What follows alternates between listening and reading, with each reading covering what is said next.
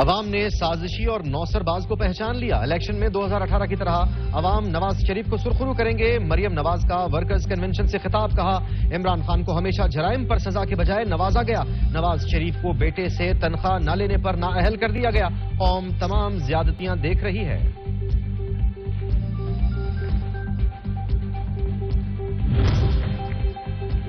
عمران خان گھٹیا سیاست کر کے پاکستان کو نقصان پہنچا رہے ہیں۔ وزیر خزانہ اسحاق ڈار کی تنقید، کہا وہ حقائق سے ہٹ کر باتیں کرتے ہیں، ایسی باتوں سے سٹاک مارکیٹ پر بھی اثر پڑتا ہے، ان کی باتیں سنتا ہوں تو حیرت ہوتی ہے۔